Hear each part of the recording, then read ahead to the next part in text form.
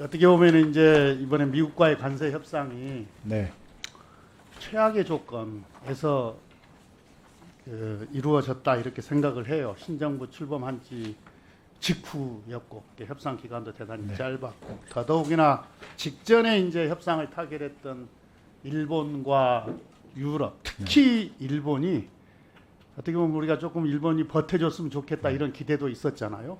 근데 좀 기대에 미치지 못한 어떤 측면에서 보면은 좀 실망스러운 내용으로 협상을 타결했기 때문에 그것도 우리에게는 큰 부담으로 작용을 했었는데 뭐 그런 조건에서도 정부가 신속하게 대응했고 또 전략적 협상도 했고 그리고 디테일도 잘 챙겨서 뭐 예를 들면은 모자 같은 거 그다음에 뭐 판넬 같은 거 뭐 이런 것도 잘 챙겨서 뭐 설득력 있는 협상을 했다고 생각합니다. 그래서 관세율도 뭐 부족하다고 생각하시는 분들도 있지만 이런 최악의 조건에서는 그런 대로 선방했고 또 특히 민간 품목에 대한 추가 개방 없이 타결했다는 점은 높이 평가를 합니다.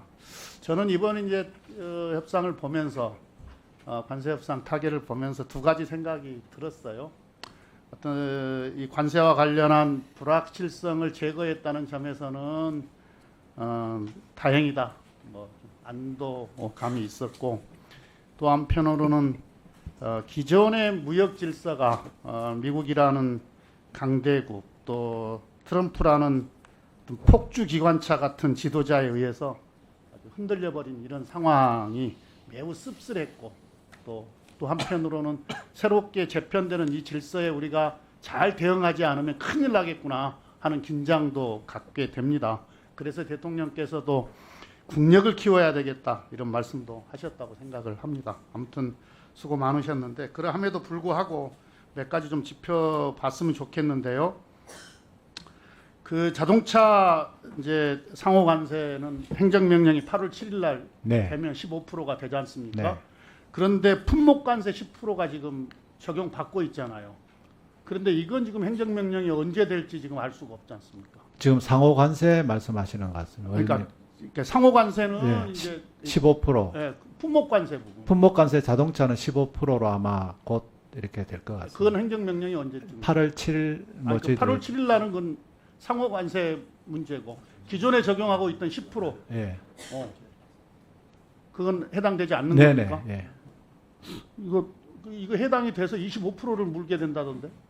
이게 저 품목 관세 10%에 대한 행정명령이 내려지기 전까지는 예, 그렇죠. 8월 7일까지는 25%가 되는 거죠. 그럼 8월 7일 이후에는 15%예요? 15% 만약에 하게 되면은 예, 그게 나오게 되면은 그때부터 적용이 되는 거예요. 그리고 이제 우리가 투자를 해서 생산 공장을 신설하고 증설을 할 경우에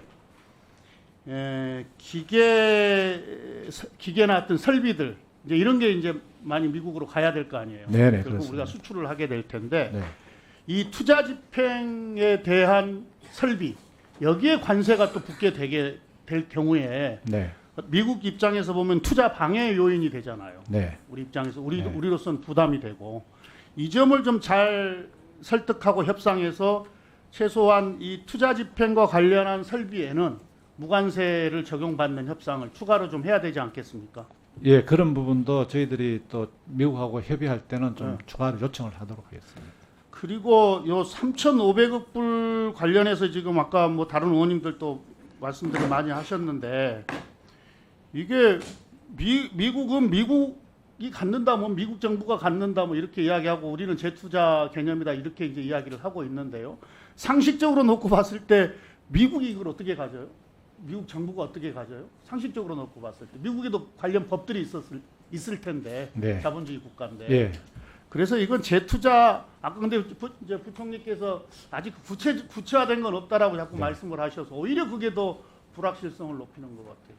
어떻게 미국이 이걸 가져갈 수가 있겠어요? 예, 저희들도 그렇게 생각합니다만 미국은 자꾸 그런 식으로 우기니까 예. 미국 법을 미국에도 관련 법들이 있을 텐데. 네, 맞습니다. 예. 그다음에 이제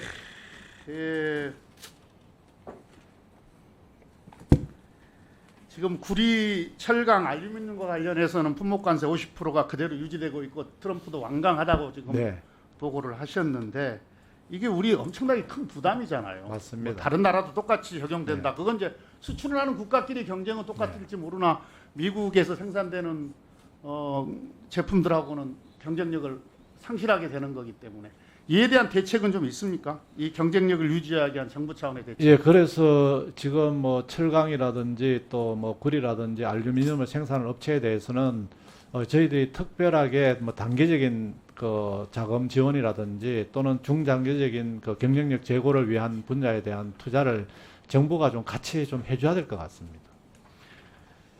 이건 좀 구체적으로 실효성 있게 대책을 네. 세워야 되겠다 이런 생각이 네네. 들고요. 이제 미국에 이렇게 대규모 투자가 이루어지고 특히 대기업들이 미국 중심의 어떤 생산을 확대를 하게 됐을 경우에 국내의 어떤 이 제조업의 위축, 특히 대기업과 관련을 맺고 있는 이 중소부품사, 협력사 이런 데도 타격을 입을 게 뻔하지 않습니까? 그래서 국내 유통 기업들에 대한 세제 인센티브, 그 다음에 지역 산업 클러스터 보강, 또 국내 제조 기반 유지, 그리고 산업 공동화 대응을 위한 종합적인 대책, 이게 철저하게 만들어져야 될 것 같은데 이건 정부가 잘 세우고 있습니까? 예, 의원님 말씀하신 것처럼 이제 그런 부분에 대한 대책을 정부가 이제 수립해야 하고요. 그다음에 어차피 이제 투자하는 부분 산업에 대해서는 저희들이 미국하고 좀 이렇게 협력을 해가지고 경쟁력을 높여서 그것도 경쟁력 높인 노하우가 한국으로 또 다시 들어오고 해서 또 한국에 또 경쟁력을 높여주고 하는 그런 방안까지 포함해서 저희들이 종합적인 방안을 검토하도록 하겠습니다. 그러니까 예, 1분 더 주십시오. 예, 국내 기업들이 우리나라에 거꾸로 또 네. 적극적으로 투자할 수 있는 어떤 투자 그 유인 환경 이런 네. 것들을 조성해 주는 것도 필요하지 맞습니다. 않겠습니까? 네, 방금 제가 네. 짚었던 것들을 네. 포함해서 네, 지금 국내 생산 촉진 세제를 검토를 하다가 지금 이번에 세제 개편안에는 안 들어왔는데 용역을 합니까? 예, 지금 전문가들하고 네. 하고 있습니다. 그걸 좀 신속하게 해서 네네. 이런 제도 하나하나가 그 어떻게 보면은 국내 투자를 促진하는 또 계기가 될 수도 있잖아요. 네네. 지금 자꾸 뭐 WTO 이야기하는데 뭐 일본은 WTO 가입 안 한 나라입니까? 근데 일본도 하잖아요. 네. 그렇잖아요. 중국도 최소한 국내 생산 촉진 세제와 관련해서는 이런 유의 그 세제 지원과 관련해서는 WTO에 제소하지 않겠다라고 하고 있지 않습니까? 왜냐하면 중국이 자기들이 하고 있으니까 네. 유무형으로. 그래서 이런 그 우리가 산업 경쟁력을 확보하고 더 강화할 수 있는 예, 의원님 말씀하신 사항에 대해서는 저희들도 그 지금 전문가들하고 지금 검토를 하고 있고요. 검토가 끝나는 즉시 했던 그런 부분에 대해서 저희들이 정부가 할 수 있는 부분에 대해서 준비를 하도록 하겠습니다. 부총리. 네, 아까 1라운드 질의에서요. 네, 자동차 품목관세와 관련해서 네. 질의를 했는데 네, 조금 헷갈리신 것 같아요. 그러니까 우리가 지금 이제 상호관세 15%는 8월 7일 날 행정명령에 의해서 네. 발효가 되지 않습니까? 근데 자동차는 품목관세잖아요. 네, 자동차도 15%로 합의는 했죠. 네, 합의는 했습니다. 합의는 했는데 네. 이 품목관세를 15%로 적용하는 행정명령은 지금 네. 언제 할지 모르는 거 아닙니까? 예, 원래는 이제 8월 7일 날 저희들 할 걸로 기대를 했는데요. 그렇지. 이게 이제 디트로이트에서 이 자동차 업계에서 좀 반발이 있는 것 같아 보니까 갑자기 트럼프 대통령이 또 입장을 바꿔가지고 EU, 뭐 일본 다 한꺼번에 다 예, 뭐 이렇게 다른 좀 데가 하고 그렇긴 있는 것 한데, 같습니다. 그러니까 품목관세니까. 네, 네, 그래서 아까 네. 이게 빨리 될 수 있도록 빨리 행정명령이 네. 내려질 수 있도록 협상을 더 네. 하시라 이런 네, 취지로 알겠습니다. 질문을 했는데 8월 네. 7일부터 자동차도 15% 적용한다고 답변을 하셔가지고 예, 트럼프가 한다 했는데 하여튼 그런 식또 최근에 변화가 또 좀 있는 것 헷갈리셨던 같습니다. 것 네, 같아요. 알겠습니다. 작년이 아니죠. 저기 지난 정부 때 네, 법인세 인하하려고 할 때 저를 포함하여 우리 민주당에서는 그 법인세 인하 안 해도 된다. 오히려 법인세 인하하는 것보다는 첨단 전략 산업에 대한 투자를 강화하는 것이 지금 우리 경제나 또는 우리 혁신 성장을 위해서 더 필요한 조치다. 이렇게 주장을 한 바가 있어요. 네, 근데 그게 비단 우리 뭐 민주당 저를 포함한 민주당 의원들만의 주장이 아니고 경제계에서도 당시 대표적으로 상공회의소 회장 최태원 회장도 그런 취지의 발언을 한 적이 있습니다. 법인세 인하가 중요한 게 아니고 첨단 전략 산업에 대한 투자를 강화하는 게 지금 우리 경제를 위해서 시급한 일이다라고 발언을 한 바가 있습니다. 그래서 이번에 이제 우리 세제 개편안을 놓고 보면 이번 이재명 정부의 세제 개편안을 놓고 보면은 그 내렸던 법인세율을 정상화하고 미래 기술 경쟁력 확보를 위한 인센티브를 네. 강화하는 네. 안을 지금 크게 보면 그렇게 설계를 해서 지금 국회에 제출을 네. 하고 있는 거 아니겠습니까? 네. 그래서 인공지능을 국가 전략 기술로 지정해서 최대 50% 세액공제 혜택도 제공하고 데이터 센터 투자 시에도 최대 35% 세금도 감면하고 네. 뭐 이렇게 설계가 되어 있는데 방향은 매우 바람직스럽다 이렇게 생각을 합니다.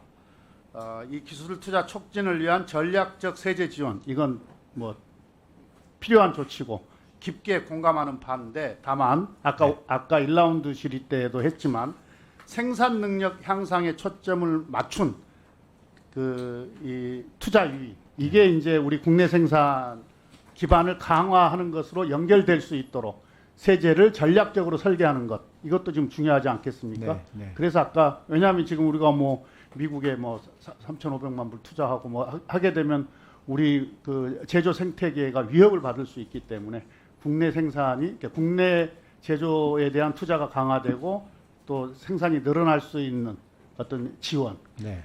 필요한 거고 네. 또 그 중에서도 세제로서 지원할 수 있는 것은 어떤 전략적으로 설계를 할 필요가 있겠다. 네. 그래서 그 국내 생산 촉진 세제 같은 경우를 네. 긍정적으로 검토할 때가 됐다 이렇게 네. 이야기를 했어요. 네. 그 다시 한번 지금 뭐 나는 용역으로 들었는데 뭐 관계 전문가들이 지금 검토를 하고 네, 있다고 네, 답변을 네. 하셨는데 뭐 관계 전문가들이 검토를 하든 용역을 하든 네, 빠른 네. 속도로 네. 진행을 해서 결론을 네. 긍정적으로 결론을 냈으면 좋겠습니다. 예, 잘 검토해서 하여튼 속도를 내도록 하겠습니다. 이상. 네.